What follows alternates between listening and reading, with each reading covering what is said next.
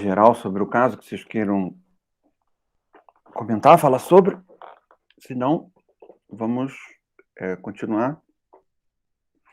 Então, a gente está no texto sobre a Dora, mais ou menos na página 208, que é mais ou menos a metade para o final do quadro clínico.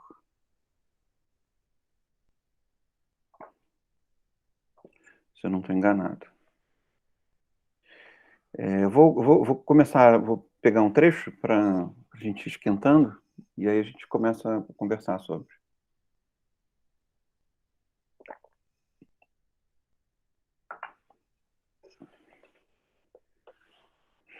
Diz assim: quando ela estava amargurada, vi-lhe a ideia de que fora deixado ao Sr. K. Essas conclusões a gente chegou, né? Como prêmio para tolerar as relações entre seu pai e a mulher dele, e podia se imaginar por trás da afeição do pai a raiva por esse uso que dela fazia. Em outros momentos, devia saber que era culpada ao exagero por pensar assim. Curioso, não sei se a gente assume muito a perspectiva da Dora, mas, de alguma maneira, acho que foi mais ou menos consensual entre a gente de que ela tem toda a razão para pensar assim, né? Os dois, naturalmente, jamais fizeram um acordo formal em que ela fosse tratada como objeto de troca. Seu pai... isso a gente leu. Mas, ao mesmo tempo, seria um absurdo, né, que para ela se sentir como um objeto de troca, de tal maneira que essa troca pudesse ser causa de um sentimento melancólico, um sentimento de falta, ou melhor dizendo, um sentimento de desamparo, seria absurdo, né, que essa troca precisasse ser literal, né? Não um contrato assinado, alguma coisa tão literal quanto essa que o Freud sugere. Ou seja, o que está claro é que ela percebe que existe um movimento, digamos assim, silencioso entre pai e amigo do pai, entre amante e esposa da amante, em de certa maneira facilitar o acesso a ela, ao mesmo tempo perceber esse acesso com simpatia, mesmo que ela, em momentos diferentes e de maneira bastante convergente, tenha se interesse, né, tenha até mesmo se apaixonado de alguma maneira pelo Sr. K.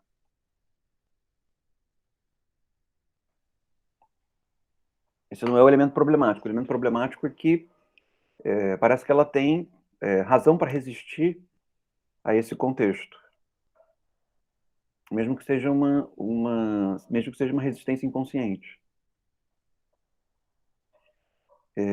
Página 209, ele diz assim: mas logo se percebe que tais pensamentos, inatacáveis pela análise, foram usados pela paciente para esconder outros. Perfeito. Uma série de recriminações a outras pessoas leva a suspeitar de uma série de autorrecriminações com o mesmo teor. É preciso fazer cada recriminação retroceder à pessoa que a exprimiu.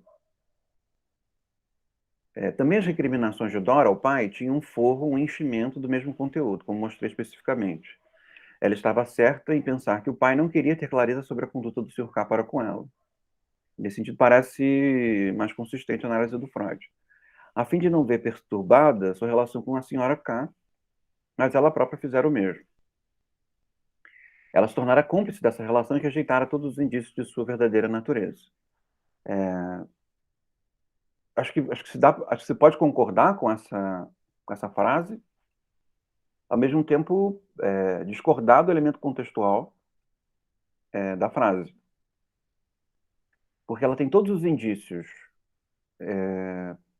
para saber do que se trata, né? Por que existe uma facilitação nesse tipo de contato, por que existe uma certa simpatia da amizade entre ela e o K, ao mesmo tempo em que pode ser que ela tenha razão para rejeitar esse contexto sem se tornar cúmplice, porque de tal maneira ela é a parte mais fraca desse contexto, né? No fim das contas, ela que tem menos autonomia em torno dessa circunstância de aproximação. Então, ela é muito nova, ela não define para onde ela vai, Ela pode até mesmo querer se ausentar, mas para se ausentar ela precisa atritar com o pai de alguma maneira, né? Então a ideia de que há uma cumplicidade inconsciente, consciente não parece ser o caso, mas que há uma cumplicidade inconsciente entre ela e esse contexto, eu acho que é um argumento falso. Ela tem elementos para desconfiar, tem elementos para tornar essa desconfiança, digamos assim, alguma coisa mais sólida do que uma mera desconfiança, mas ela não tem elementos para se tornar cúmplice justamente pela fragilidade que a posição feminina dela exerce nesse contexto, né? Mesmo ela sendo uma mulher de uma família rica, no fim das contas, isso não importa porque ela ainda está numa posição muito dependente, né, das determinações do pai, da simpatia com relação ao pai. O pai exerce uma precedência muito forte sobre ela, né? E aí isso me leva a pensar que talvez nesse texto, na Dora, comece a perceber os primeiros elementos de uma traição, entre aspas, do Freud com relação à histeria. E que talvez seja uma traição que possa ser lida na mesma chave do que nós tratamos, não sei se na aula passada, na anterior, sobre o deslocamento do trauma por uma percepção, digamos assim, do trauma um pouco mais difuso, e a relação do trauma com a sexualidade um pouco mais difusa, para o trauma como tendo uma certa literalidade sexual. E essa literalidade sexual, ou concretude sexual, começar a se caracterizar como quase que uma prova natural, que está jurídica, da existência de alguma coisa que produziria a causa do sintoma. Então, de alguma forma, existe, digamos assim, um efeito mais sólido que a teoria do trauma começa a exercer, e esse efeito mais sólido, que é justamente uma das causas pelas quais ele acaba sendo a teoria do trauma acaba sendo abandonada, deixada de lado pelo próprio Freud, ou pelo menos deixada para segundo plano pelo próprio Freud, é que, no fim das contas, a teoria do trauma gera uma espécie de vínculo literal, quase que literal, entre o sintoma e uma causa, né? Entre o sintoma e uma causa. E, de alguma maneira, isso pode ser caracterizado como uma traição, porque, no fim das contas, é um oferecimento estrito de uma interpretação, né? No fim das contas, ele está dizendo, ao invés de se disponibilizar ao que a histeria tem para dizer, né? De alguma forma, ele começa a se antecipar e começa a dizer o que a histeria vai dizer, antes da histeria dizer. Então, eu acho que você pode perceber na obra do Freud esse duplo movimento, o movimento de politicidade da histeria, e nesse sentido da melancolia, sendo recebido pela psicanálise, a psicanálise sendo o lugar onde essa recepção acontece, e ao mesmo tempo a psicanálise também representando, dentro do seu percurso, uma espécie de traição política, a histeria, no sentido de que a psicanálise começa a oferecer uma resposta estrita, às vezes até mesmo literal, para o fenômeno da histeria, né? Quando o que a histeria conclama, não é necessidade, tanto do ponto de vista terapêutico, não é uma resposta peremptória, nem mesmo uma causa natural ou biológica ou juridicamente interpretável para a origem do sintoma.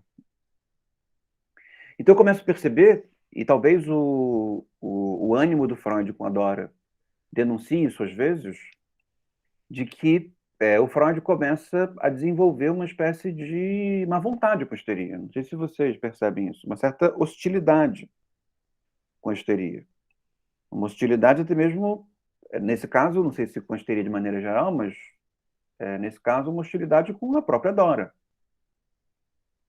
Percebe? De alguma forma, a falta de transferência da Dora com relação a ele ou uma transferência um pouco mais atritosa da Dora com relação a ele, gera dele com relação à Dora uma postura de parcial hostilidade, que concerne a não perceber o lugar de fragilidade que ela está no contexto e, ao mesmo tempo, a dar mais prevalência ao oferecimento de uma interpretação do que está disponível a elaborar interpretações acerca da sintomatologia. Isso tem consequências para a psicanálise, consequências boas, consequências ruins. A consequência boa é que, em se tornando estrito, esse estrito tem que ser jogado fora, né?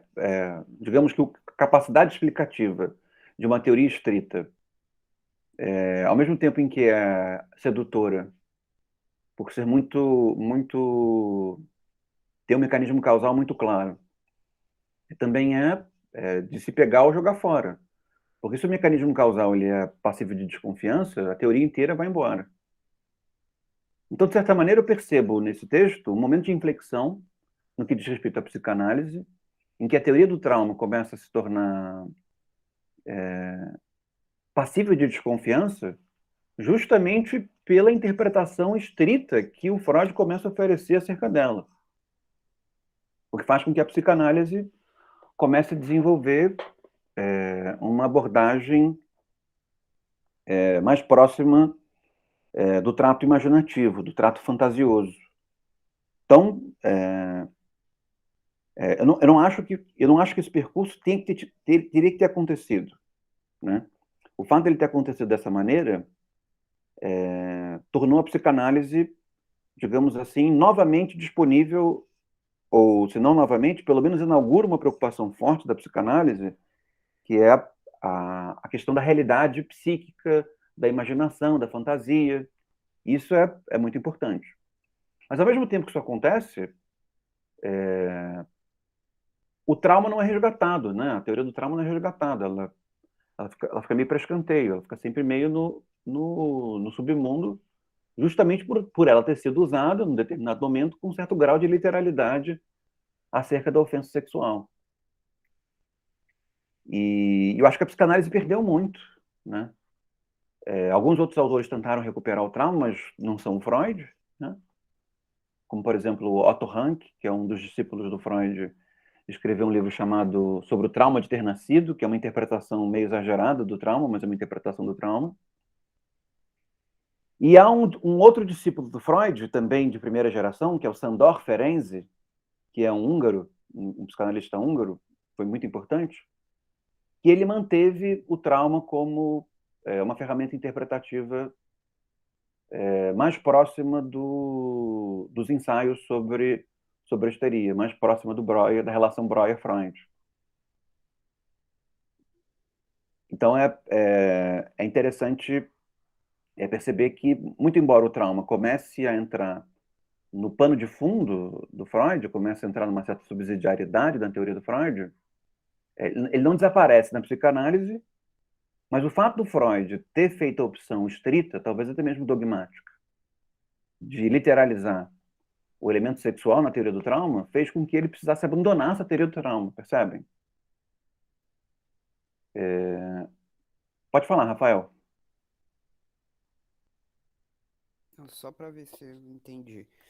Ele meio que ele meio que entra em contradição com aquele início da teoria do trauma, em que, no caso, por exemplo, da Ana O, que há o oferecimento da escuta interpretativa. Aqui ele antecipando uma interpretação, ele está meio que entrando em conflito com esse início da teoria do trauma. Eu acho que ele está, sim, entrando em conflito com a teoria do trauma, não nesse oferecimento interpretativo estrito. Eu acho que no oferecimento interpretativo, que antecipa a interpretação, existe uma palavra forte, mas eu acho que ela pode ser usada, uma espécie de traição política da histeria. Porque a histeria, ela ocupa um lugar político, a psicanálise, digamos assim, se compõe com esse lugar de escuta, né, dá um lugar para essa fala, Então, nesse sentido, eu diria que quando o Freud passa a ter uma interpretação anterior à fala, ele traz, de certa maneira, o lugar da histeria e a afinidade política que a psicanálise estabelece com a histeria.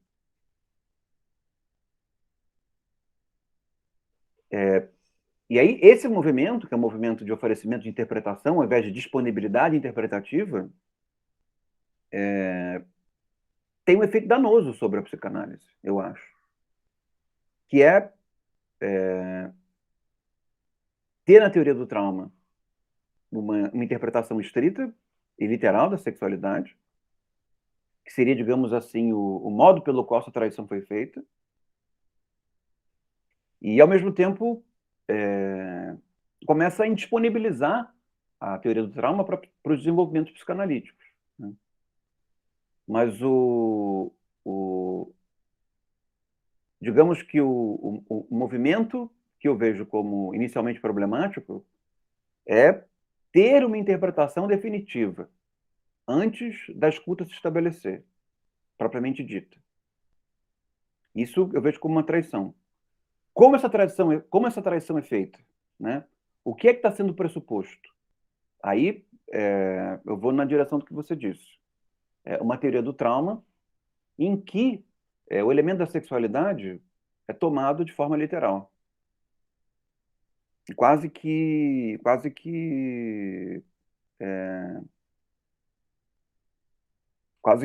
histórico-biológico, né? E aí, novamente, isso traz consequências. A primeira consequência foi o impacto muito popular da psicanálise, que era uma espécie de... Essa teoria do trauma, no sentido estrito, ela se tornou uma espécie de panaceia. Todas as histéricas foram estritamente abusadas, né, gera uma panaceia, ao mesmo tempo em que gera uma espécie de ocupação institucional, porque havia um saber, percebe? Ela se apresenta como um saber natural, né? Um saber aparentado a uma dinâmica fisiológica, percebe? Ou seja, isso ocupa um lugar. É claro que muitas pessoas discordaram, mas muitas pessoas concordaram. Isso ocupa um lugar dentro do imaginário coletivo e ocupa um lugar dentro das instituições. Ou seja, houve um momento em que a teoria do trauma a teoria do trauma em sentido estrito, foi uma das explicações predominantes acerca da histeria. Então, eu consigo perceber no Freud um movimento interessante de aliança política com a histeria e, de certa maneira, até mesmo uma potencialização das dinâmicas conceituais da psicanálise oferecida pela histeria, porque a histeria é mais dado que toma, né? A histeria é um caudal de elementos e de sugestões criativas para a psicanálise, até o momento em que esse caudal ele é interrompido, e nesse sentido posso ver uma espécie de traição, porque a histeria disse tanto, do ponto de vista imaginativo, do ponto de vista da realidade psíquica e do ponto de vista social, e a psicanálise, ao invés de se manter aberta à dinâmica interpretativa, oferece uma interpretação pré-determinada e literal, percebe? Isso exerce para a psicanálise um constrangimento, que é, no momento em que isso é desqualificado, e é plenamente desqualificável, essa interpretação literal do trauma sexual, não dá muito para voltar atrás, ou pelo menos Freud não se vê disponível a voltar atrás. Então faz com que a psicanálise tenha que se voltar para a dinâmica imaginativa, para a dinâmica fantasista, como um componente necessário na organização psíquica, e isso é bom, mas perde a possibilidade de contar com o trauma como uma via interpretativa. Né? Porque, no fim das contas, o trauma é uma via interpretativa muito forte, né? Muito interessante. Tanto do ponto de vista psíquico, quanto do ponto de vista social e político.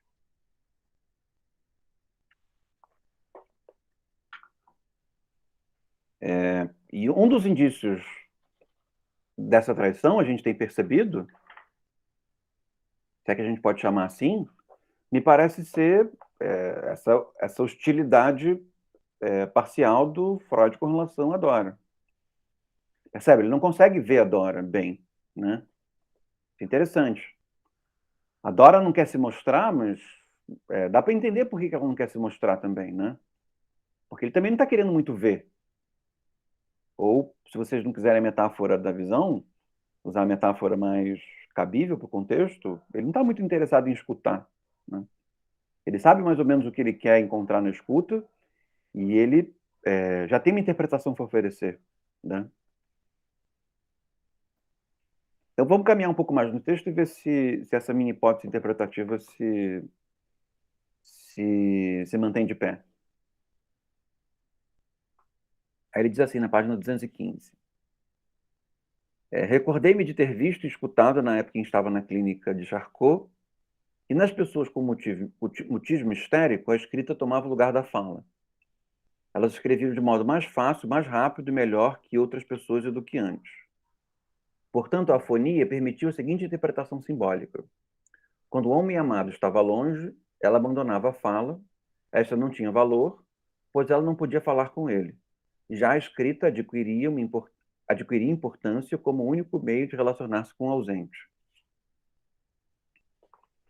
Para mim, esse trecho, da 215 da 216, se compõe bem com essa interpretação anterior que nós chegamos. Porque, no fim das contas, perder a voz, né, a afonia, tem um lugar estratégico tanto na ideia da formação de um grupo social reprimido, porque um grupo social reprimido é um grupo com relação ao qual a voz foi vedada, como também no que diz respeito ao trauma, porque no fim das contas o trauma é o acontecimento ao qual dar voz é uma prática problemática, né? É difícil dar voz ao trauma. Então, de alguma forma, dá para perceber na relação do Freud com a histeria, do Freud com a Dora, ou se não do Freud com a Dora, com o Freud com as outras histéricas, as histéricas do primeiro livro, dos ensaios, é que o Freud percebe, e Breuer percebe, que a afonia é um índice para alguma coisa interessante, né? A afonia está querendo dizer alguma coisa. Não é um mutismo puro e simples, né? Porque não é um mutismo biológico, não é um mutismo fisiológico, não é um mutismo físico. A pessoa pode falar, mas não consegue. Então, se ela pode falar e não consegue, quer dizer que existe algo que a impede de falar.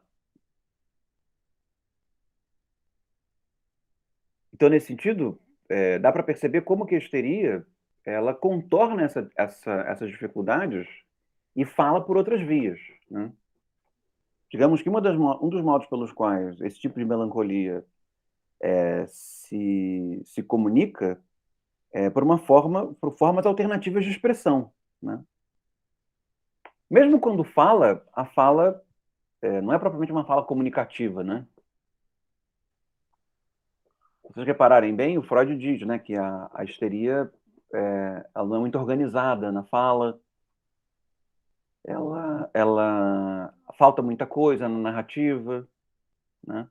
Ou seja, uma vez que tem um elemento de defesa pronunciado, é difícil comunicar, é difícil que a histeria ou a melancolia histérica comunique alguma coisa, né? É preciso tirar dela alguma coisa. E nesse sentido é preciso estar disponível a essas formas expressivas que, redundantemente, mais expressam do que comunicam, né? Então, o corpo pode parecer meio trivial, mas o corpo fala, o sintoma fala, a indisponibilidade fala, a aversão sexual fala. No caso da Dora, o exemplo do nojo, o nojo fala. Percebem? Então, uma vez que a afonia é um modo de expressar para além da dimensão comunicativa estrita da linguagem, conferir uma interpretação estrita para o motivo da afonia é uma traição à afonia. Percebem? Porque, no fim das contas, a afonia ela trouxe muito mais material do que a fala poderia trazer. Né? Em certo sentido, a psicanálise é bastante ajudada pela histeria. Né? Talvez a psicanálise tenha sido mais ajudada pela histeria do que a histeria pela psicanálise. Né?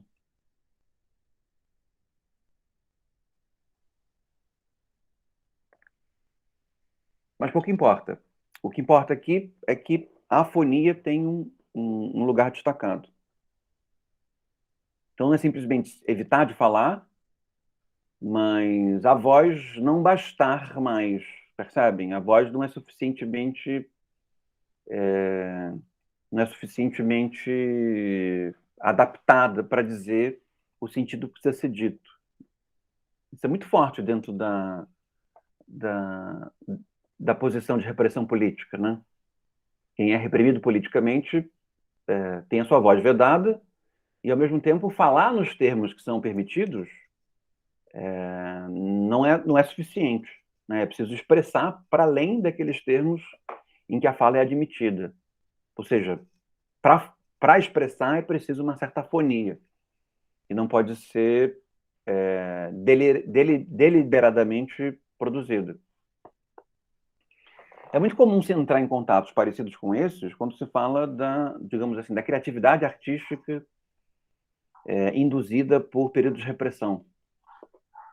Né? Músicas muito boas, teatro muito bom, filósofos no momento de criatividade excepcional.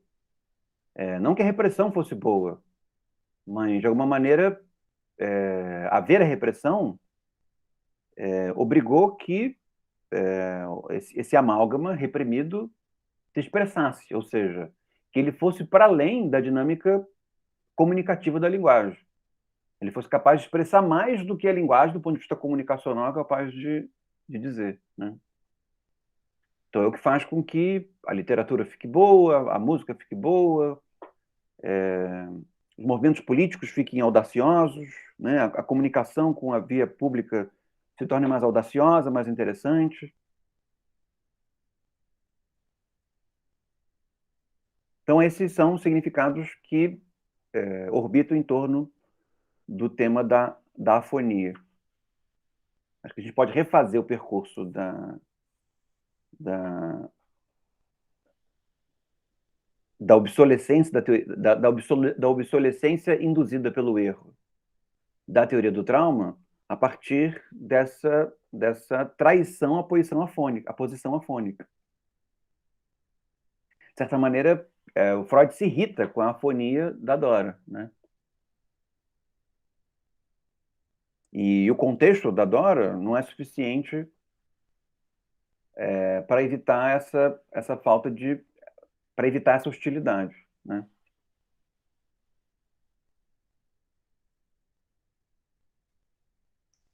Na página 219 e 220,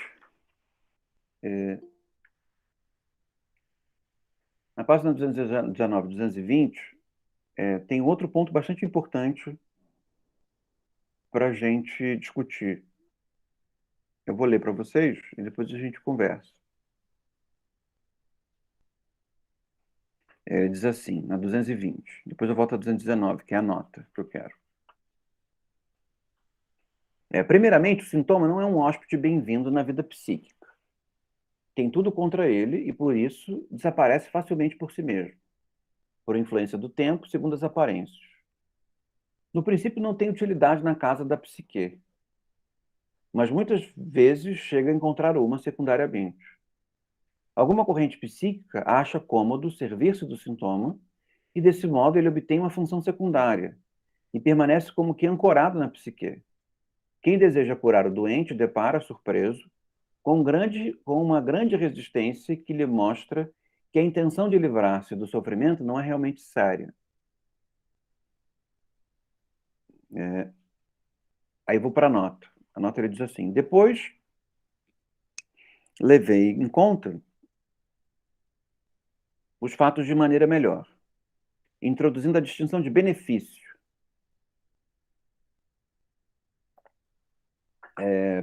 Uma outra palavra para benefício seria ganho.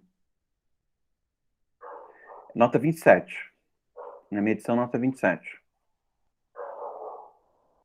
Ou ganho primário e ganho secundário da doença. O motivo para adoecer é, afinal, a intenção de obter um ganho. O que afirmo nas frases seguintes desse parágrafo se aplica ao benefício secundário da doença. Mas em toda doença neurótica se pode reconhecer um benefício primário. O adoecimento poupa, a princípio, um esforço psíquico, revela-se a solução economicamente mais cômoda, no caso de um conflito psíquico, a fuga para a doença, embora depois, na maioria dos casos, apareça inequivocamente a inadequação de tal saída. Essa parte do ganho primário da doença pode ser designada como interior, psicológica, ela é constante, por assim dizer. Esse primeiro momento da aula de hoje, seguindo essa ordem do argumento do Freud,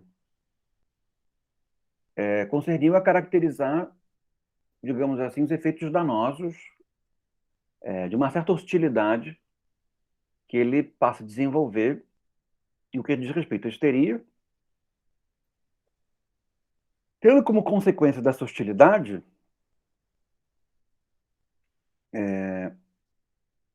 dentre outras, né, o estabelecimento de uma versão eficiente da teoria do trauma, que também é o estabelecimento de uma versão que faz com que a teoria do trauma se torne obsoleta, né? A apresentação de uma versão eficiente coloca a teoria do trauma na posição de poder se tornar obsoleta, né? E isso justamente porque Freud está incomodado com Dora, né? Ele está meio que de saco cheio, dá para perceber, achando que ela está simulando, fantasiando, que ela tinha de que ela é uma responsável pela situação de sedução na qual ela está inserida, né? Uma interpretação um pouco mais rápida poderia dizer isso, e um pouco menos bem disposta com Freud. Mas, ao mesmo tempo, essa hostilidade, isso é interessante, também tem um ganho. Eu não estou com isso deixando de lamentar a perda da influência da teoria do trauma, tá? Mas, ao mesmo tempo, essa hostilidade, talvez até mesmo o exagero com que ela traz, com que ela vem, também permite que o Freud estabeleça ganhos do ponto de vista da observação. Ganhos no que diz respeito, se não a clareza e a posição política da histeria, pelo menos ganhos no que diz respeito à natureza dos sintomas. Tá? E que ganho é esse que nasce a partir da hostilidade do Freud? Um primeiro, ele já havia desenhado antes, que é o ganho, digamos assim, da diminuição do estímulo. O sintoma faz com que haja uma lida mais tênue com estímulo e com excitabilidade. Que sintomas? A afonia, as dores musculares, as convulsões, os vômitos, a cegueira, né? A histeria é bem misteriosa nos seus sintomas. E a melancolia também, né? É bem misteriosa nos seus sintomas. Seguindo, né, uma vez que elas participam de uma mesma sequência. Né? A histeria é um tipo de melancolia. No segundo sentido, e isso é importante, é que o sintoma, ele se habitualiza, percebe? E quando o sintoma se atualiza, ele cria um modo de vida do sintoma. E isso explica, de certa maneira, uma certa... Ao mesmo tempo em que remete a essa natureza audaciosa e social, audaciosa social e politicamente do sintoma, também explica por que essa audácia, num certo sentido, num certo momento, se interrompe. E se interrompe justamente porque, uma vez que o sintoma se habitualiza, ele passa a ter prazeres, por assim dizer, ou confortos atrelados a ele. Não sei se está ficando claro para vocês. E é isso que o Freud chama de ganhos secundários. Então, querem me obrigar a casar, para dar um exemplo trivial, né? Prosaico. Querem me obrigar a casar. Eu não quero casar, mas eu não sou moralmente educado para ser capaz de ter clareza do fato de que eu não quero casar. Então eu reprimo essa possibilidade e me coloco na direção do casamento. Ao invés de seguir calmamente para esse abatedouro social, eu passo a desenvolver sintomas, percebem? Esses sintomas histéricos são sintomas da minha melancolia, de, de, de estar desamparado diante daquilo que se me obrigam. Esses sintomas, eles possuem uma força, digamos assim, de guerrilha social e política, porque eles atrapalham, ele é uma espécie de tamanco nas engrenagens, né? Ele atrapalha o fluxo social, ele atrapalha as exigências da moralidade, ele atrapalha o que a vida política entende como necessário e benfazejo. Mas, ao mesmo tempo, e isso concerne muito essas situações confortáveis ou mais confortáveis, ligadas a uma classe social em que as necessidades básicas estão supridas, existe um modo de vida do sintoma, percebe? De tal maneira que eu passo a me acostumar com o modo de vida do sintoma. E esse modo de vida do sintoma também representa uma limitação para a minha vida, ao mesmo tempo que uma limitação para os efeitos políticos mais audaciosos desse sintoma no que diz respeito ao mundo. Porque, no fim das contas, eu passo a viver uma vida de quem não pode casar porque adoeceu. E essa vida de quem não pode casar porque adoeceu traz consigo, dependendo do contexto, confortos próximos a ela. E, nesse sentido, os sintomas se tornam os guardiões desses ganhos secundários. Ou seja, menos exigência, menos pressa, menos rigor, uma certa posição secundária compreendida, percebem? Ficou claro para vocês? Eu não sei se ficou claro o que é esse ganho secundário. E esse ganho secundário ele pode ser percebido em qualquer dinâmica social, não é só a histeria que traz consigo um ganho secundário, né? Se você pensar em relações entre sindicatos e partidos políticos, o sindicato tem uma determinada pauta que concerne aos seus interesses partidários, os seus interesses de classe, desculpa. Mas esses interesses de classe, eles só fazem sentido se houver, digamos, uma audácia nesse interesse de classe, a ponto de que haja um melhoramento da esfera pública a partir desses interesses, né? Mas é possível que um sindicato se torne plenamente arrivista e, e, e se acomode, num certo sentido, no seu lugar de poder, na sua limitação, no seu lugar de poder, e obtenha um ganho secundário de uma espécie de servilismo voluntário, percebem? Então, ao invés de assumir uma força combativa, e a força combativa ela implicaria uma reversão dos sintomas, ele mantém uma posição passiva, porque essa posição passiva resguarda ele certas garantias. Você pode explicar muitas classes sociais ou estamentos sociais que assumem uma caracterização negativa por esses ganhos secundários. Por exemplo, juízes no Brasil. Juízes no Brasil podem ter uma função positiva, mas tem uma função bastante negativa também. E essa função negativa não interpela a maneira como os juízes pensam, os conceitos deles, porque tem ganhos secundários. Tem salários altos, um prestígio significativo, uma certa função aristocrática. E outros lugares sociais podem ser pensados da mesma maneira. Talvez seja injusto interpelar. E aí voltamos para a consideração inicial. Talvez seja injusto interpelar a histeria a partir dos seus ganhos secundários. Porque a histeria é uma força social e política muito frágil, né? Mas, ao mesmo tempo, é a hostilidade do Freud com relação à histeria que revela essa servidão voluntária ligada aos ganhos secundários. Perceberam o que eu estou falando? Me ocorreu um exemplo bom. Ensino à distância. Ensino à distância é uma merda, né? Vamos tornar isso como um axioma. Ensino à distância é uma merda. Mas há ganhos secundários do ensino à distância, né? Se você tem alguma segurança material salvaguardada.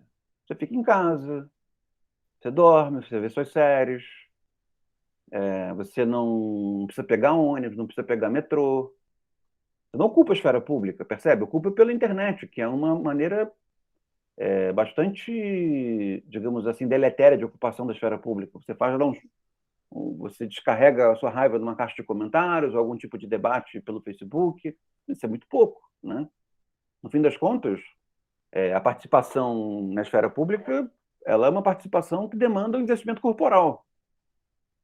Tanto no que diz respeito ao processo de aprendizado, quanto no que diz respeito à circulação sobre a cidade. Então, uma cidade em que a circulação é uma merda, é uma cidade onde as pessoas precisam circular. Porque se elas não circulam, a circulação se torna mais merda ainda. Desculpa o conceito de merda, por falta de palavra melhor. Mas, ao mesmo tempo, o ensino à distância traz consigo o ganho secundário de nós não termos que enfrentar uma certa dimensão da nossa merda. Percebem? Gera uma espécie de acomodação, né? Num certo sentido. Estou dizendo para todos, eu estou dando um exemplo, tá? Não estou dizendo que isso decifra todos os nossos comportamentos, mas é alguma coisa que pode ser esperada como uma espécie de ganho secundário desse nosso novo sintoma. Então, ao mesmo tempo que nós estamos deprimidos, nós estamos lamentando a vida, nós também estamos nos evitando, nos preservando de lidar com certas dinâmicas sociais que precisam ser enfrentadas em algum momento, né? Percebem? Ou não fez sentido para vocês?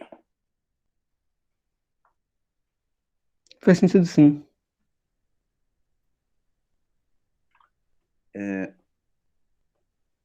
Claro que isso não se confunde com o argumento governamental de que as pessoas são preguiçosas, por isso elas estão em casa, né? Não é isso. Eu estou querendo dizer que,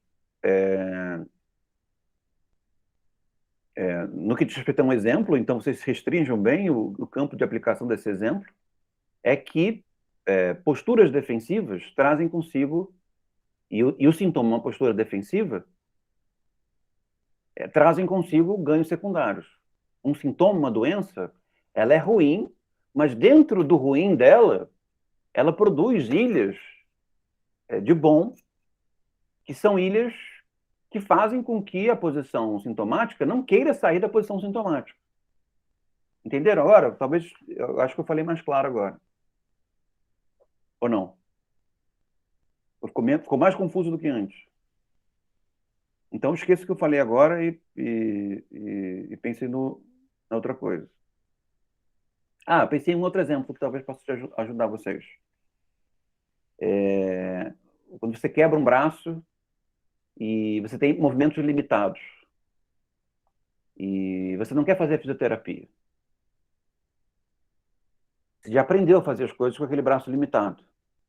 Percebe? Você sabe coçar as costas, depois eu tomo banho. Por que você não quer fazer fisioterapia? Você vai sentir dor. Percebem? Ou seja, o evitamento da fisioterapia concerne a resguardar um ganho secundário. É uma coisa ruim ter movimentos limitados, mas é uma coisa boa não sentir dor. Perceberam a troca?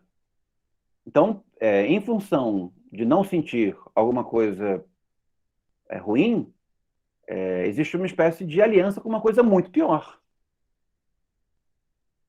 É um pouco, num certo sentido, essa percepção dos ganhos secundários pode explicar muito dos nossos malefícios sociais e políticos, né? Professor, você deu esse exemplo do braço quebrado, uma coisa assim. Geralmente na escola a pessoa que está com gesso recebe muita atenção também, né? De uma certa maneira, com o braço restringido ou a perna restringida, você recebe um apoio, uma ajuda, uma atenção, uma coisa que você não tinha antes. Então, isso é uma certa vantagem. Você tá ali com aquela imobilidade, né? É exatamente isso que o Freud está chamando de ganho secundário, do ponto de vista emocional. Mas percebe que para você perceber o ganho secundário, é preciso uma certa hostilidade, uma certa disposição hostil. Você tem que estar, pô, aquele sujeito preguiçoso, quebrou o braço, e está todo mundo afofando ele. Percebe? É preciso uma certa hostilidade. É verdadeira o ganho secundário, mas talvez não seja verdadeiro na proporção da hostilidade que o revela. Esse é o ponto. Porque no fim das contas, de repente, a pessoa merece um pouquinho mais de atenção, porque quebrou o braço, essa atenção não vai durar para sempre, ele não é de todo mal. Então, esse é o ponto que, de maneira historicamente curiosa, uma certa hostilidade do Freud, uma vez que do Freud, a histeria da Dora, e uma certa hostilidade que faz com que ele produza uma teoria do trauma um pouco mais literal, e que para mim é uma falha, né? Uma perda, permitiu um ganho, que é talvez o ganho secundário do próprio Freud, que foi perceber os ganhos secundários. Tá bem? E no fim das contas, qualquer tipo de dinâmica social e política você precisa analisar em termos de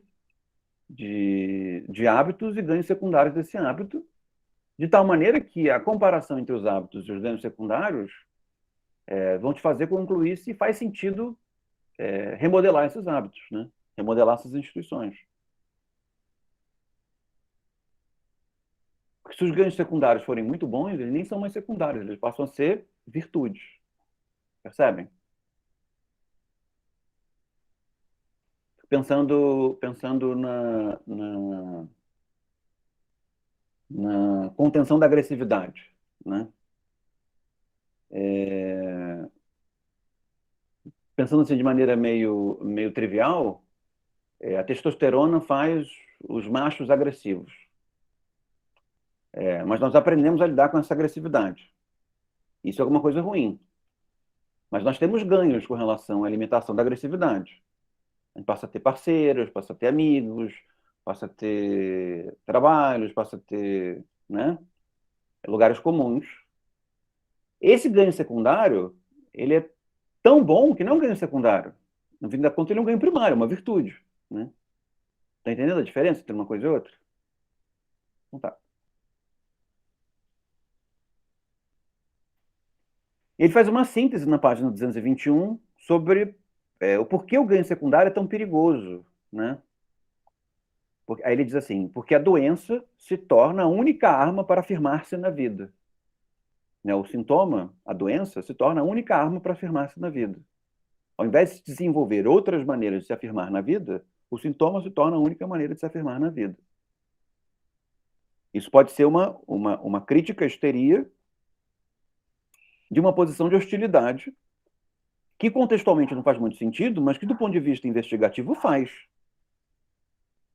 Que a histeria, ao mesmo tempo em que ela é uma voz social e política efetiva, se ela se acomoda na posição de histeria, ela se torna a única maneira de afirmar-se na vida e que é uma maneira insuficiente. Porque a histeria não é uma instituição, a histeria não é uma disposição, a histeria não é um conceito, a histeria é um sintoma. Perceberam?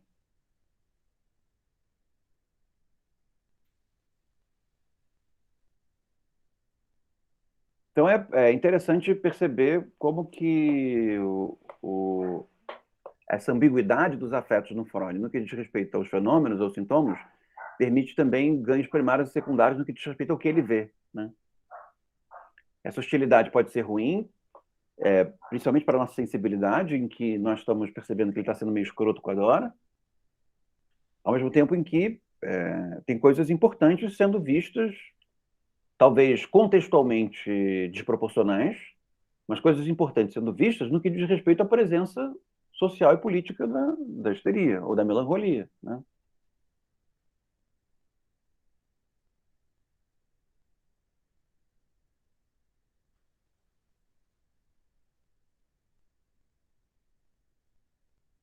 Vamos avançar mais um pouquinho, então.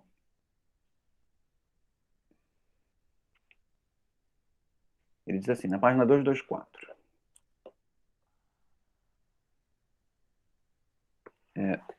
Segundo uma regra que sempre vi confirmada, mas ainda não tive coragem de levar a um princípio geral, um sintoma significa representação, a realização de uma fantasia com conteúdo sexual, isto é, uma situação sexual. Até aqui, beleza, né? O grande problema é que quando ele vai para os exemplos, essa situação sexual vai ficando cada vez mais literal. E esse é o problema que eu destaquei nos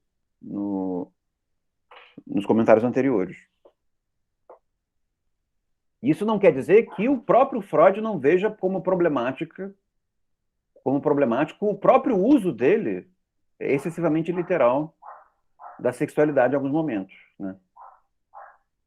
Então é interessante perceber que o Freud tem um componente cético de reavaliar as próprias escolhas, né? Ele é principalmente dogmático na maneira como ele procede, eu acho. Pelo menos tem um momento da maneira como ele procede que é francamente dogmático, mas ao mesmo tempo há momentos não completos, mas há momentos em que ele tem uma abertura cética com relação aos excessos do seu dogmatismo, né? Isso é bem interessante. Ele diz assim, melhor dizendo, pelo menos um dos significados de um sintoma corresponde à representação de uma fantasia sexual, ao passo que não existe essa limitação do teor para outros significados. O fato de um sintoma possuir mais de um significado e servir para representar simultaneamente vários cursos de pensamentos inconscientes é algo que logo descobrimos no trabalho psicanalítico. Quero acrescentar que, na minha avaliação, dificilmente um só curso do pensamento ou fantasia inconsciente bastará para produzir um sintoma. É o que ele diz, é sempre um bloco de sintomas. Quando ele fala de um evento só, de um sintoma só. Ele é meio simplificador, quando ele faz o caso clínico. Mas quando ele teoriza sobre o caso clínico, ele diz que essa relação nunca é simples. Tá? Por que eu acho que é assim? Acho que por razões expositivas, pedagógicas. É difícil caracterizar o complexo, né? A gente sempre se simplifica para tornar a coisa mais clara, né? Uma outra ideia que é importante que vocês tenham clareza é essa ideia de representação. Se eu não me engano, a palavra em alemão que o Freud utiliza aqui é o Vorstellung.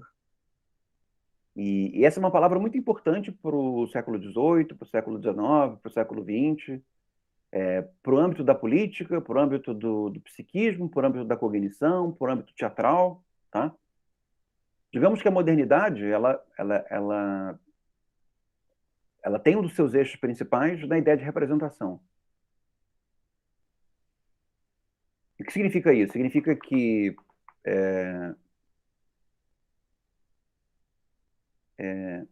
eu sou uma criança e vejo meus pais tendo uma relação sexual. Uma criança do século XIX, né? A criança de hoje ia tirar uma foto e botar no Instagram, né? Ela não ia, talvez, não seria isso que a incomodaria. Mas uma criança do século XIX veria os pais transando, fala muito pouco de sexo para ela vê muito pouco, não tem televisão, os que ela lê é mais inocentezinho, e é da cidade, não vê muitos animais, então ela não sabe o que viu, né? Pessoas arfando, suadas, peladas, não sabe muito bem o que viu. Ele vai tentar representar essa cena, percebem? Ou seja, ele teve a percepção da cena, vai representar a cena. Uma vez que a cena tem um conteúdo sexual, ou seja, é uma cena em que a relação entre estímulo e excitação é muito intensa, o comportamento natural é reprimir a cena. Estou dando um exemplo bem simplesinho, tá? É reprimir a cena. Ou seja, o que você viu? Eu não sei o que eu vi. Você lembra o que você viu? Não, não lembro o que eu vi. Percebe? Ele não lembra porque ele reprimiu a cena. Essa cena, ela vai ser re-representada. Se ela for problemática, realmente, ela vai ser re-representada. Como ela é re-representada? Pelo sintoma. Percebe? O sintoma seria uma espécie de cópia dessa cena que foi reprimida. Ou uma maneira de expressar, lembre do mutismo, uma maneira de expressar essa cena que foi reprimida. Então, ao invés de lembrar, toda vez que a criança escuta alguém arfando, perdendo ar, ela fica angustiada, por exemplo, né? E chora. Perceberam? O que está acontecendo? A dificuldade de representar a cena está gerando um sintoma que representa a cena. Entenderam? Não. Tá.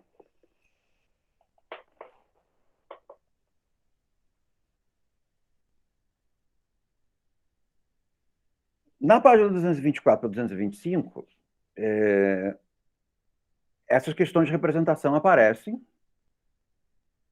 porque o Freud começa a analisar os sentidos da Dora no que diz respeito à vida sexual do pai. Como o Freud disse, a Dora tem uma relação próxima com o pai tem uma relação distante com a mãe. Quando o pai se aproxima da senhora K, ela começa a ficar com ciúmes da senhora K, porque a senhora K começa a ocupar um lugar que é o lugar dela, né? E é natural que ela comece a fantasiar o que a senhora K dá para o pai dela, sem maldade, né? Dá para o pai dela que ela não pode dar, né? Ou seja, começa a ocupar a imaginação da Dora a vida sexual do pai de uma maneira mais explícita. E aí, por que o pai não tem uma boa relação com a mãe? Esses são os elementos do romance familiar, que é alguma coisa que a pessoa pensa, mas não pensa com muita atenção, né? Faz parte dos sentidos dela, mas ela não dedica tanta atenção, né? Ela imagina, ela representa, mas ela não dá tanta atenção para isso. Não chega a ser inconsciente, mas não dá tanta atenção para isso. Então, por que o pai dela e a mãe dela não têm uma vida feliz? Ela sabe que o pai e a mãe não dormem juntos. Ou seja, em não dormindo juntos, tem algo da vida marital que não acontece entre o pai e a mãe. E por que eles não dormem juntos? Porque o pai é doente. Percebe? O pai é cardíaco, o pai tem problema respiratório, o pai não é capaz de ter relações sexuais com a mãe, né? O sentido vai aumentando. Mas o pai tem relações muito próximas com a senhora K, de tal maneira que a senhora K passa a ocupar um lugar na vida do pai que era o de Dora. Mas se a senhora K confere ao pai apenas aquilo que que Dora oferecia, por que não Dora, que é filha, que é muito mais cúmplice, né? Conhece muito mais, tem um vínculo muito mais estreito, por que não a filha? Então, deve estar acontecendo alguma coisa entre a senhora K e o pai, mas alguma coisa esquisita, porque, no fim das contas, era para o pai ser impotente. Então, se o pai é impotente, como ele está tendo relações sexuais com a senhora K? Percebe? Isso é a cabeça da adolescente Dora girando em torno dessa relação dificultosa que ela passa a viver a partir do aparecimento da senhora K, que tira dela os ganhos secundários da posição de filha histérica, que é de ser excessivamente cuidada pelo pai. Aí o Freud começa a interpretar a questão. Era inevitável, no entanto, concluir que sua tosse espasmódica, que como de hábito respondia ao estímulo de uma cócega na garganta, ela imaginava uma situação de satisfação sexual per os, pela boca, entre as duas pessoas, cuja relação amorosa a ocupava incessantemente. O fato de a tosse desaparecer logo depois de ela admitir tacitamente essa explicação se harmonizava bem com minha concepção. Mas não quisemos dar muito peso a essa transformação, pois ela já havia ocorrido frequentemente de forma espontânea. Então, digamos, uma certa maneira pela qual a interpretação tem uma presença positiva, né? Porque ela remove uma repressão e permitindo acesso ao material que a repressão estava impedindo. Então, agora, para resolver imaginativamente o que o pai e a mãe, o que o pai e a senhora K estão fazendo, e sem ela ter grande experiência e relato sobre a vida sexual, ela pelo menos desconfia que, e alguém deve ter dito a ela, que os casais também conseguem dar prazer um ao outro a partir da boca. E isso, para ela, enquanto uma criança que não está habituada, uma adolescente que não está habituada a essas ideias, causa a ela um nojo, percebe? Causa a ela uma sensação de a incapacidade de representar a cena do pai fazendo sexo oral na senhora K, a senhora K performando sexo oral num homem impotente. Isso causa nela uma imagem de nojo que ela não representa, mas representa com a tosse. Esse é o ponto para o Freud. Ao mesmo tempo, representa com o nojo da boca, né? Quando o senhor K vai beijá-la, ela sente nojo da boca do K, que para o Freud é um nojo meio inexplicável, porque ele é um cara super bonitão.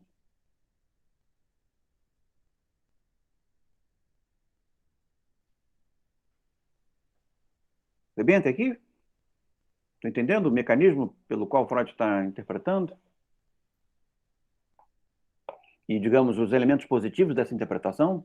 Eu disse a vocês que a interpretação peremptória, teórica, ela funciona como uma traição do Freud com relação à histeria. Agora, essa interpretação não, essa interpretação parece ter um uso pragmático positivo, né? Porque para Dora poder viver melhor, viver menos miseravelmente a relação dela com o pai, ela precisa ter consciência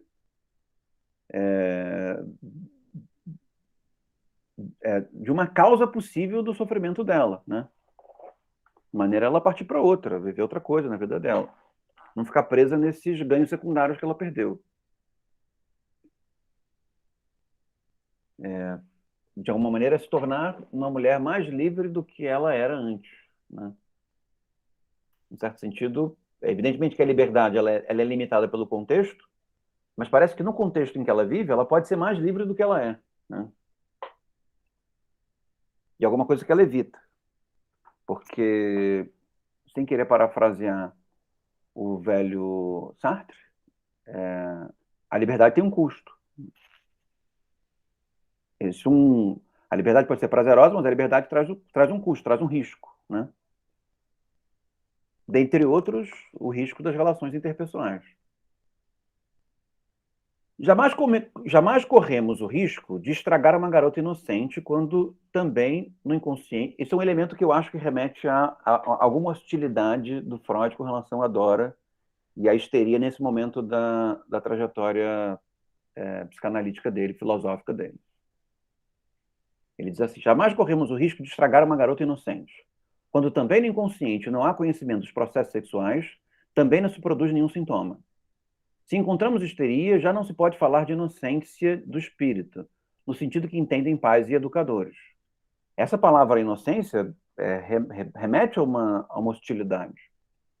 Porque, no fim das contas, por menos informado que você seja, por mais encapsulado que a pessoa seja criada,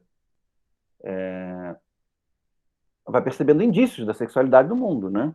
Inexoravelmente. Então, Freud poderia dizer que não existe inocência. Seria uma maneira menos hostil a Dora, de caracterizar a mesma coisa. Não há inocência no sentido que nós dizemos para ninguém, porque, no fim das contas, estar na experiência é adquirir conhecimento sobre a sexualidade, né?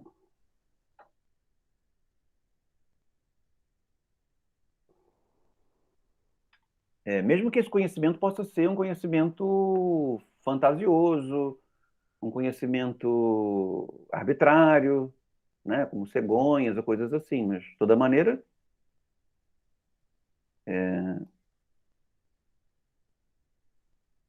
sempre se desconfia, né? Como é que a ave entrou aqui? Por que mamãe estava barriguda? Percebe? Ainda mais nesse contexto do século XIX, onde as pessoas ficam procriando o tempo inteiro, né? Freud tem 300 filhos, o vizinho tem 250, né? Ou seja, existe uma dinâmica de produção de gente que torna a sexualidade bastante explícita, né? Ele diz assim, então é isso.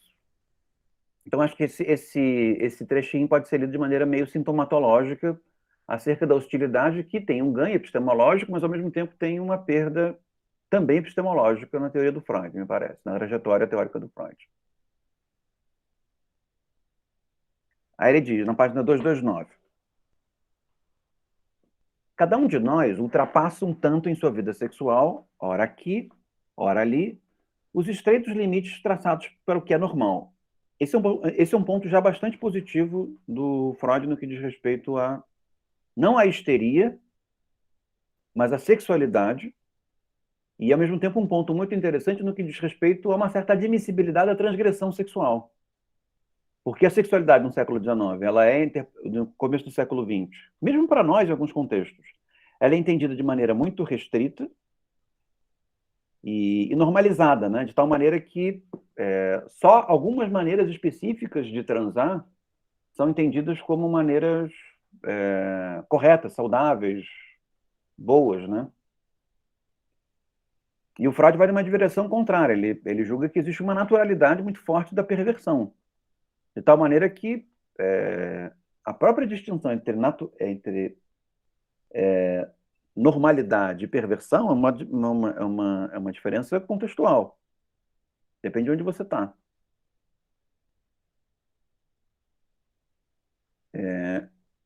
Então, no contexto da Dora, o sexo oral é percebido como uma perversão. Dificilmente, numa sociedade contemporânea como a nossa, com séries e imagens de internet, alguém teria uma reação tão à margem, um sentimento tão à margem às relações sexuais orais. As perversões não constituem nem bestialidades, nem degenerações no sentido passional do termo. São desenvolvimento de germes que se acham todos na indiferenciada predisposição sexual da criança, cuja repressão de direcionamento para metas mais elevadas, assexuais, sublimação, destina-se a fornecer energia para bom número de nossas realizações culturais. O esquema interpretativo das perversões para o Freud é o seguinte. Para a criança, né, não existe uma localização predominante para os estímulos e para a excitabilidade, né, para o neném, por exemplo. Então não há uma diferença muito grande entre o joelho, o olho, entre a orelha e o pé, né? Eles todos sentem demais, porque esse processo de dessensibilização à experiência ele vai se dando aos poucos, conforme as relações vão se dando. Isso em todos os animais, e nós incluídos. Mas há momentos do nosso desenvolvimento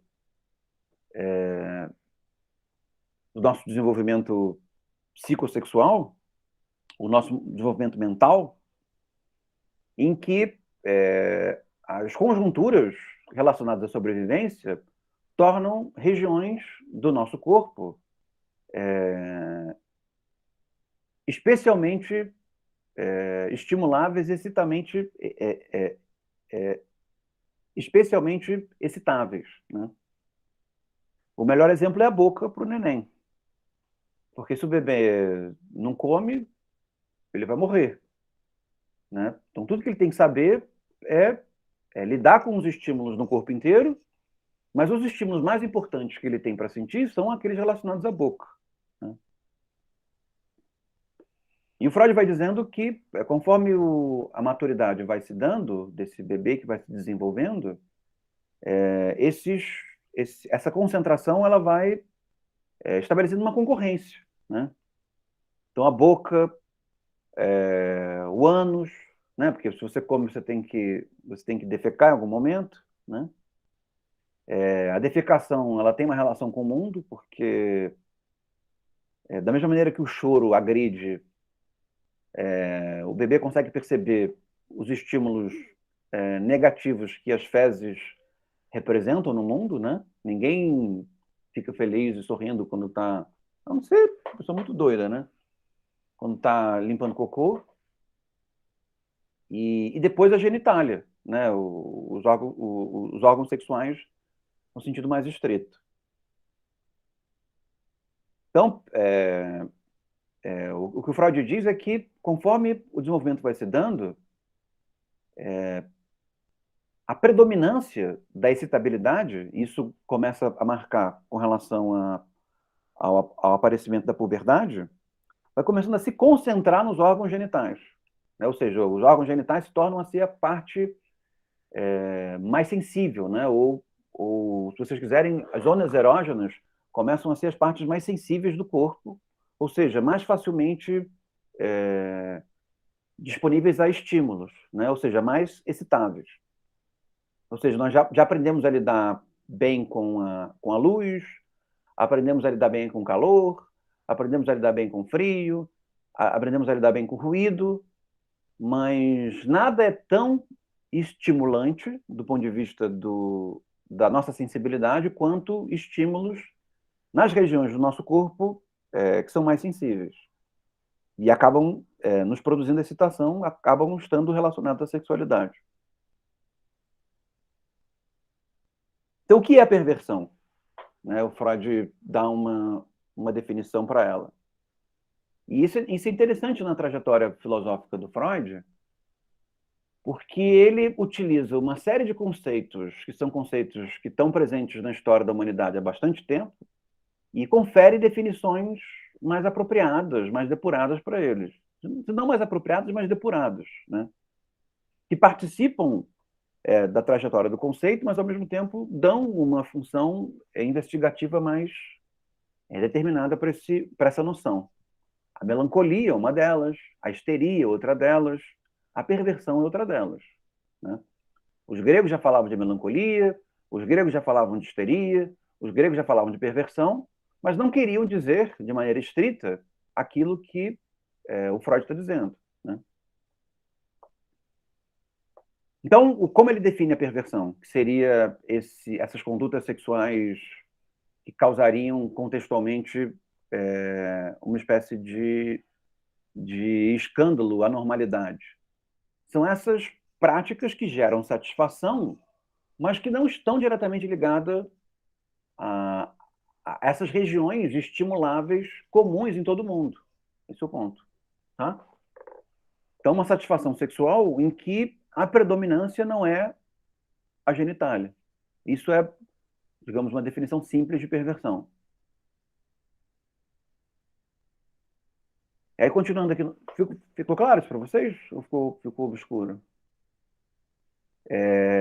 Aí, voltando aqui para o texto, ele diz assim: portanto, quando alguém se tornou grosseiro e manifestamente perverso, é mais correto dizer que permaneceu assim, pois representa um estágio de inibição do desenvolvimento. Tem um filme ótimo para caracterizar a perversão, que é um filme do. Não sei se eu estou recomendando que vocês vejam, porque ele é bem desprazeroso, ao mesmo tempo que é uma obra de arte genial. Mas tem momentos bem desprazerosos. Mas vocês são todos adultos, né? Cada um se expõe ao que quiser. Se for para se expor, né? Que se expõe a coisa boa, pelo menos. Que é um filme do Pasolini chamado Salò. E esse filme ele vai passando por perversões diferentes, né? Tem uma certa associação entre perversão e maldade, que é alguma coisa que faz parte da história da civilização, né? Atrelar a perversão a uma certa maldade. E o Freud é um dos responsáveis, e isso é bastante positivo, de desfazer essa convergência, né? Não há necessariamente um vínculo entre perversão e maldade. Mas os momentos do filme que são mais desagradáveis são os momentos relacionados às fezes, né? Coisas sexuais em que as pessoas usam as fezes, né? Não sei se é uma perversão sexual tão comum assim, mas é uma perversão sexual da qual todos nós temos notícia, né? De que há pessoas que sentem prazer com as fezes.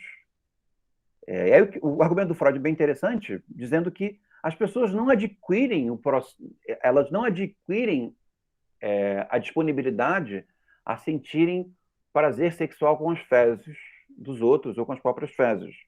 Elas deixam de reprimir. Porque já houve um momento, e isso tem a ver com a infância, em que as fezes não eram problemáticas, né? Todo mundo que já conviveu com criança já viu a criança enfiando a cara no cocô, né? Enchendo a cara com cocô, dividindo o cocô com as pessoas. Ah, meu cocô, toma aqui meu cocô. Ah, o cocôzinho. Aí passa cocô nas pessoas, né?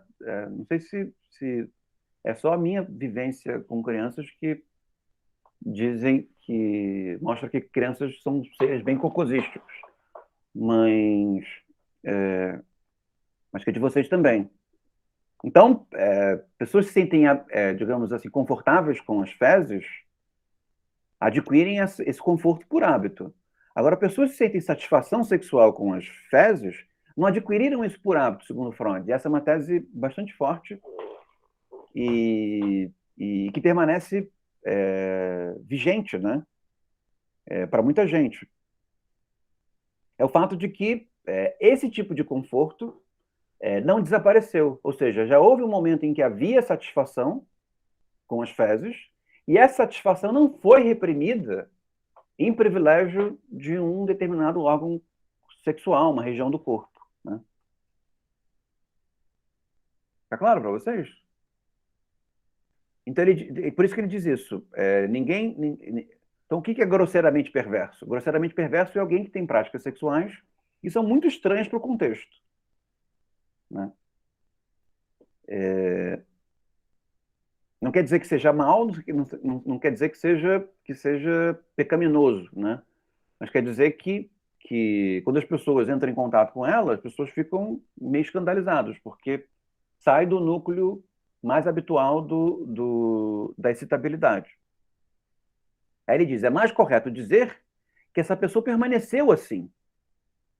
Nesse sentido que o Freud vincula a perversão a uma espécie de imaturidade sexual, tá? Mas, muito embora essa imaturidade possa ser lida numa chave moralista, eu não acho que o Freud o faça nesses termos, tá?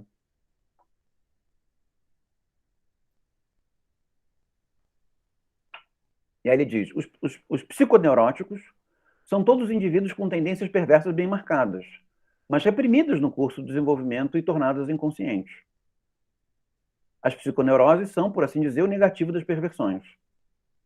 Então, o que ele está querendo dizer é de que o prazer sexual para todo mundo, e de maneira mais destacada, mais destacada no adoecimento, né, na sintomatologia, confere uma espécie de equilíbrio entre repressão e perversão.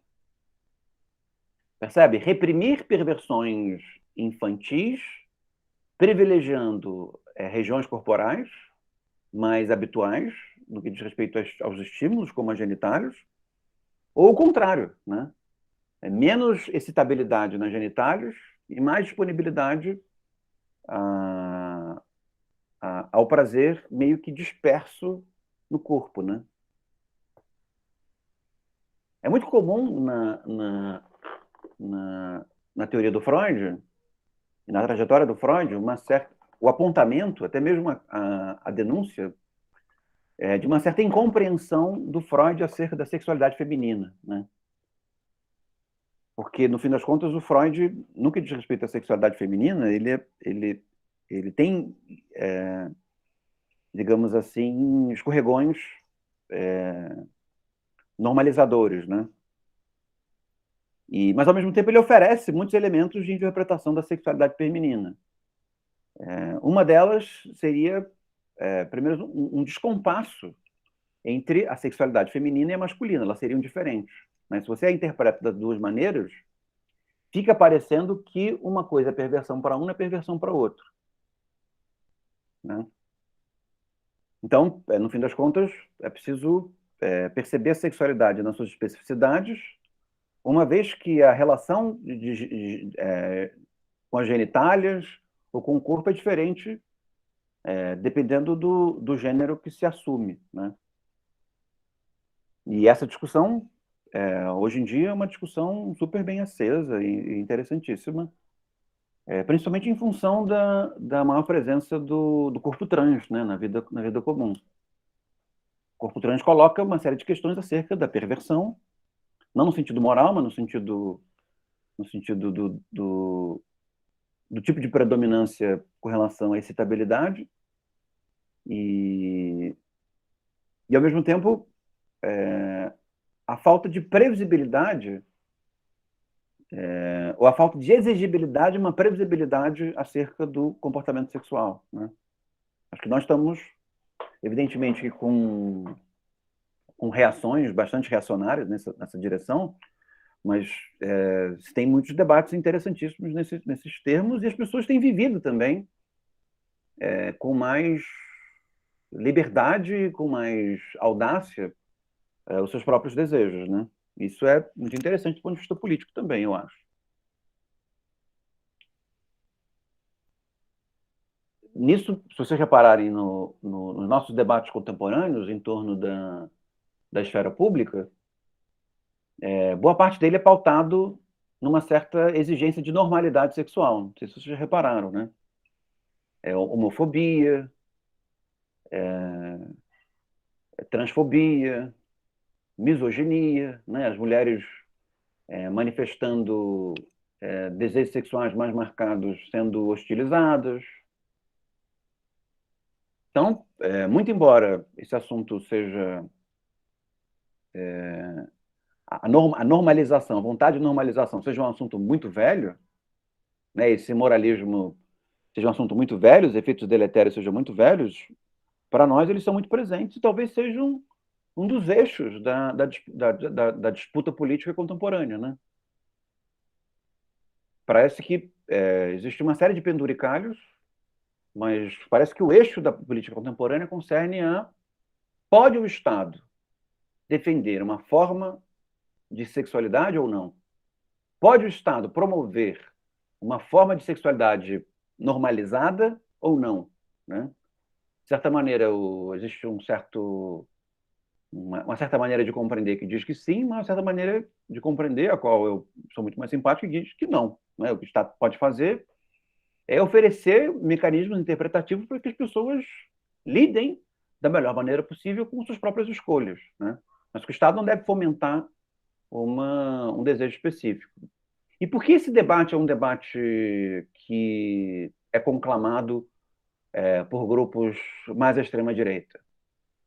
Porque existe um vínculo entre sexualidade e sociabilidade, entre sexualidade e vida comum, né? Muito embora não se possa dizer que tipo de vida comum certas perversões produzem, existe um vínculo entre a maneira como as pessoas vivem os seus desejos e a vida comum. E o fazimento, a construção da vida comum, da vida politicamente construída, né? Talvez com menos gravidade do que é pintada por uma certa extrema-direita, né? Você vê, nos últimos anos havia um medo muito grande do que seria as famílias em que os cônjuges teriam do mesmo sexo, né? E a ideia de que se os cônjuges fossem do mesmo sexo, o comunismo ia se instalar no mundo, né? Se dois homens vivem juntos e têm uma criança, pronto, acabou. Os chineses chegaram. E já se mostrou que não tem um impacto tão significativo sobre a vida burguesa, para o bem e para o mal, pessoas do mesmo sexo viverem maritalmente, construírem propriedade, terem filhos, né? Que lembra muito a vida burguesa, se não for a mesma coisa, né? Ou seja, tem impactos políticos muito, muito pequenos, né? Então, há, num certo sentido, uma certa reação desproporcional, ou talvez até mesmo um discurso persecutório para gerar efeitos mais significativos nos debates, digamos, hiperdimensionando a influência da sexualidade sobre a vida comum. Mas que esse efeito existe, ele existe. Isso é inevitável, inegável. Eu, pelo menos, julgo que é inegável. Não sei como é que vocês veem. Ficou claro até aqui? Fez sentido para vocês essa minha pequena lucubração sobre o Brasil contemporâneo? Tá. Eu falei sobre isso recentemente num colóquio que foi numa aula que eu não dei. Eu não sei se vocês viram, acharam o link, mas eu ia gostar que vocês vissem. Eu vou dar o link para vocês, caso vocês não tenham conseguido.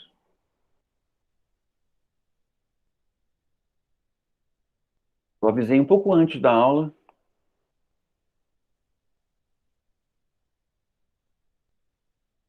Tá no meu, eu botei no meu Facebook.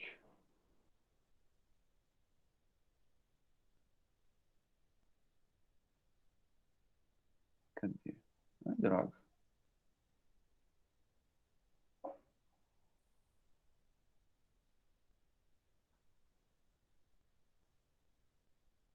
Mas pode ser útil para vocês, porque é a nossa disciplina, né? Os... que barulho horrível. Eu não quero uma blusinha.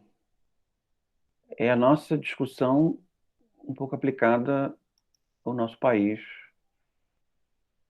nesses tempos que nós estamos a viver. Vou postar aqui no nosso chat.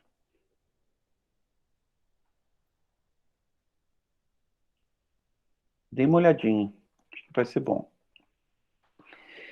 É porque às vezes o debate fica muito teórico, vocês acham, mas ele está numa torre de marfim, não está pensando no mundo, né? Não, estou pensando no mundo, mas precisa ver mais coisas que o mundo para poder interpretar o mundo, né? Senão a nossa interpretação fica muito fraca.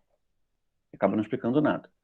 E aí, voltando à questão da sexualidade relacionada à oralidade, na página 231, ele diz assim, essa repugnante fantasia perversa de chupar o pênis tem uma origem bastante inocente.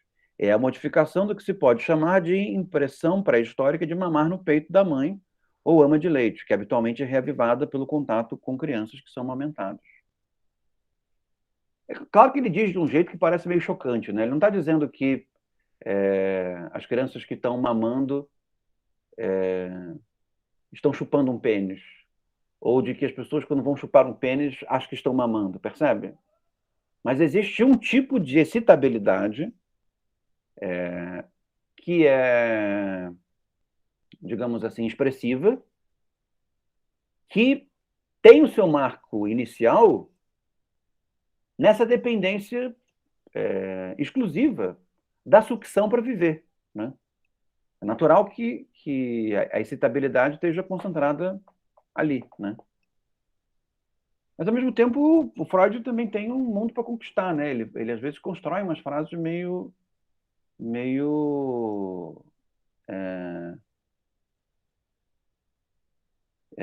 fortes, né? Isso também é legal, também acho legal. Não vejo mal por isso, mas... 232, ele diz assim: eu responderei, com base em minha experiência, na resolução de sintomas histéricos, que não é necessário que os diferentes significados de um sintoma se harmonizem, isto é, formem um todo coerente. Basta que a coerência seja fornecida pelo tema que deu origem a todas essas diferentes fantasias. Isso a gente já falou, né? Um sintoma pode ter múltiplas origens. O fato de que ele descreve como tendo uma origem só me parece ser uma dificuldade expositiva, uma dificuldade pedagógica. Ai, que bom, alguém quer falar. Coisa boa, Rafael. Manda bala. Tá, nessa última parte, eu, que é do, que é da, é meio que a de um chefão de jogo, eu vou falar de jogo, aí é um chefão de um jogo, que quando você mata o chefão, você mata todos os bichinhos. Eu acho que tem a ver com isso. Seria essa analogia interessante para a gente falar do sintoma da histeria? Eu acho que sim. Eu achei ótima a sua analogia, a sua metáfora, muito boa. E eu acho que esse é um elemento negativo, né? Que é transformar uma relação estrita com o estímulo sexualizado no chefão. E, e essa relação estrita com um fenômeno sexualizado não é o chefão, não há chefão. Esse é o ponto. Então não há como zerar a histeria. É isso que o Freud tenta nesse texto e que tem uma consequência negativa. A grande consequência negativa é inviabilizar a teoria do trauma para outros contextos, né? Ou pelo menos desqualificar a teoria do trauma para outros contextos. Mas essa desqualificação ela não se dá historicamente imediata, porque a teoria do trauma ela exerce uma vontade de poder, uma vontade de explicação, uma vontade de fechamento da histeria muito grande durante 20, 25 anos do seu impacto inicial, né? Então, eu acho que é uma metáfora boa. Então, no fim das contas, não tem muito como dizer o que causou a histeria. A histeria foi causada por diversas causas. O que essas causas têm em comum? Estímulos significativos, estímulos intensos. O que os estímulos intensos têm em comum? Uma convergência sexual. Esse é o ponto. Tá? Então, que um trauma seja causado por um evento sexualizado, no sentido estrito, é comum. Mas não é necessário. Isso, para mim, é a formulação mais elegante da teoria do trauma, que mantém viva a sua capacidade explicativa. Digamos que essa maneira mais peremptória pela qual você descreveu a teoria do trauma para o Freud traz consigo, no desenvolvimento dele, elementos positivos. Quais os elementos positivos? Que poderiam ser desenvolvidos, mesmo nessa forma mais elegante, seriam os elementos positivos ligados à imaginação, à fantasia, né? Desenvolver a neurose, né? Como um campo de oscilação das representações, que é o que ele faz e que é bastante interessante. Mas ele perde essa capacidade explicativa que o trauma traz consigo. Um outro elemento que também eu acho que é positivo e que deriva de uma postura negativa do Freud é que, para ele tentar zerar a histeria, é porque ele está com um sentimento de hostilidade com relação à histeria. Né? Ninguém mata o chefão sem odiar o chefão, né? Está com raiva do chefão. E nesse caso, o chefão é meio adora, né? Adora sei lá, não consegui, é o Darth Vader da parada. É o Palpatine, sei lá. Mas essa hostilidade traz um elemento interessante. Porque dá para ver que a percepção dos ganhos secundários deriva dessa hostilidade. Né? Ou seja, ele está sentindo hostilidade porque não está conseguindo zerar a histeria. E ele força esse fechamento da histeria. E em forçando esse fechamento da histeria, ele começa a perceber dinâmicas negativas da histeria que não apareciam antes. Né? Ou seja, o sentimento de hostilidade faz com que fenômenos próprios da histeria comecem a aparecer. É uma pena que ele tenha que ter utilizado uma hostilidade, que para ele fosse necessária uma hostilidade tão intensa para ele ser capaz de perceber esse tipo de dinâmica. Talvez com uma hostilidade menos intensa, a força política da histeria pudesse ser preservada, a teoria do trauma pudesse ser preservada e a percepção dos ganhos secundários também pudesse ser adquirida. Né? Mas é claro que somos nós, né, que estamos... A gente está assistindo alguém que está vivendo a invenção de conceitos, né? A gente tem uma posição confortável. É difícil, no fim das contas, não é fácil interpretar. Claro que não. Mas é muito mais difícil criar, né? Inventar. Dizendo, é difícil criticar, mas é mais difícil ainda a invenção, né? Então, se ela tem alguns excessos, alguns percalços, o nosso caso faz parte, digamos assim, do prestigiar o esforço reflexivo teórico, tentar torná-lo melhor do que ele foi feito. Né?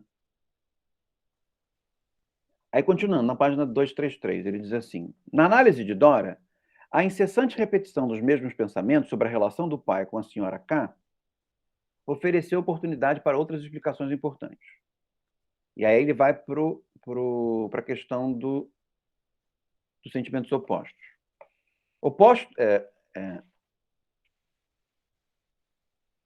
Opostos são sempre muito ligados. Sentimentos opostos são sempre muito ligados e, com frequência, formam pares, de maneira que um pensamento é muito fortemente consciente, mas sua contraparte é reprimida e inconsciente. Por exemplo, relação entre irmãos. Né? Nasceu um irmãozinho mais novo. O irmão mais velho tem ciúmes. Esse ciúme gera um sentimento de hostilidade no que diz respeito ao mais novo. Esse sentimento de hostilidade, ele depois é reprimido e ele se torna, nas melhores famílias, né, se torna um sentimento de afeto, né, de proteção. Mas são sentimentos opostos. Né? O sentimento de hostilidade é reprimido, se torna inconsciente, e o afeto se torna consciente e explícito. Mas existe uma relação de oponibilidade entre esses dois afetos, em que eles dois formam uma relação, mas é como se um fosse a parte de baixo do iceberg e outra a parte de cima. Essa relação é resultado do processo de repressão. Frequentemente, a repressão é efetuada de modo que o oposto do pensamento a ser reprimido é reforçado em excesso. Pensando também em relações de amizade que são pautadas por uma competitividade muito grande, muito embora o elemento externo seja carinho, afeto, compreensão. Né? É a mesma relação. Existe um sentimento de competitividade ligado à oponibilidade. Aí ele diz assim, frequentemente a repressão é efetuada de modo que o oposto do pensamento a ser reprimido é reforçado em excesso. Chama isso reforço reativo.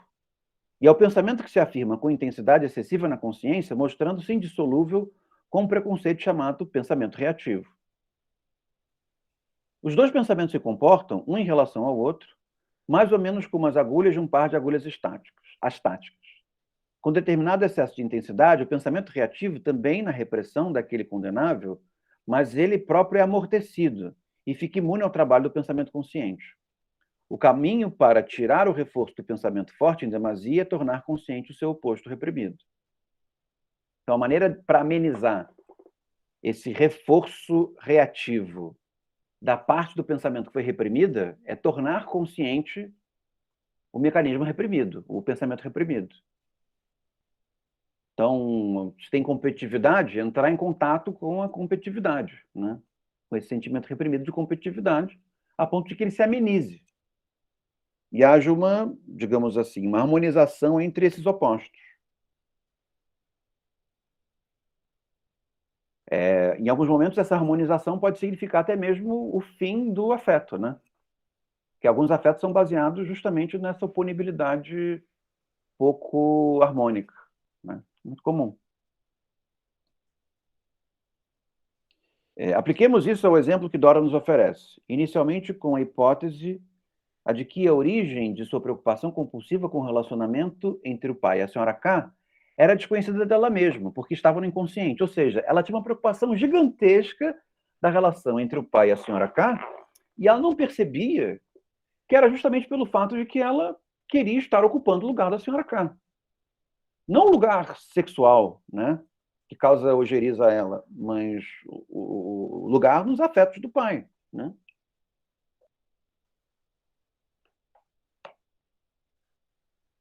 Talvez tenha faltado aquela conversinha do pai. Ah, eu sempre vou te amar, você nunca ninguém vai ocupar o seu espaço. O seu espaço no meu coração está reservado. Tem essa conversinha? Olha, de repente o pai pudesse ter tido essa conversinha com Dora, a coisa fosse mais tranquila. Não é difícil perceber essa origem nas circunstâncias e manifestações. Era evidente que a conduta de Dora ia muito além da condição de filha. Ela se sentia e agia mais como uma esposa ciumenta, como se teria esperado de sua mãe. Com a exigência de ela ou eu, as cenas que fez, a ameaça de suicídio que ele deixou vislumbrar, ela claramente se pôs no lugar da mãe. Se percebermos corretamente a situação sexual imaginária subjacente à sua tosse, nessa fantasia ela se colocou no lugar da senhora K. Né? Se ela... Percebe? Ela não está querendo fazer sexo oral no pai. Mas imaginar a posição que a senhora K ocupa na relação com o pai representa para ela essa possibilidade. E isso causa nojo nela, com um certo grau de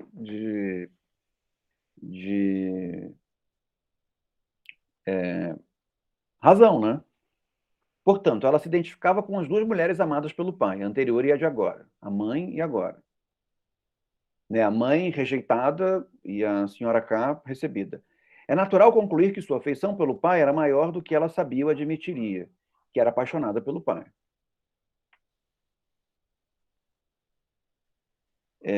Gente, com isso nós encerramos o quadro clínico e na quarta-feira a gente termina, tá? Os sonhos são relativamente rápidos. Então, se vocês puderem ler o primeiro e o segundo sonho, talvez o pós-fácil demore um pouco mais, porque ele é menor, mas ele é importante. Mas vou tentar terminar tudo isso na quarta-feira. Tá bom? Gente, foi muito bom estar com vocês. Brincar com vocês. Tenham uma boa terça-feira, um bom final de segunda, uma boa terça, uma boa quarta-feira até às 18 horas, quando nós nos encontraremos. É que a partir das 18 horas a quarta-feira boa vai acabar, né? Espero que não. Espero que ela se intensifique. Para você, uma boa semana para você também. Para vocês também, queridos. Tchau, tchau. Tchau, tchau. Boa noite, Pode professor. terminar a gravação, né? Tô terminando aqui. Boa noite.